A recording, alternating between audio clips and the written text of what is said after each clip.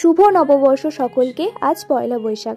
ছোটবেলায় না এই পয়লা বৈশাখ মানে বুঝতাম নতুন সুতির জামা কাপড়, ভালো মন্দ খাওয়া দাওয়া এসব। এখনো সেসব আছে, কিন্তু দিনগুলো হয়তো আর আগের মতো নেই। এক্সাইটমেন্টটা আর পাওয়াই যায় না। সকালবেলা ঘুম থেকে উঠতে বেশ দেরি হয়ে গেছিল, তাই উঠেই আগে স্নান করে নিয়েছি। এরপর ঠাকুরের পুজোটাও দিয়ে নেব। আজকের দিনে তো ঠাকুরকেও সুন্দর করে সাজাতে হবে, তাই না?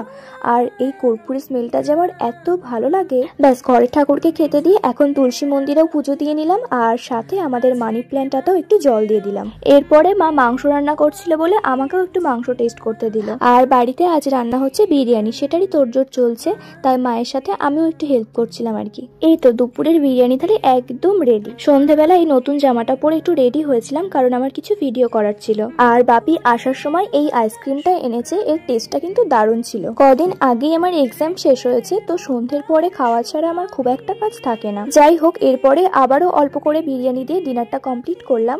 সো এভাবেই কাটালাম আজকের দিনটা। দেখা হচ্ছে নেক্সট কোনো ভিডিওতে। বাই।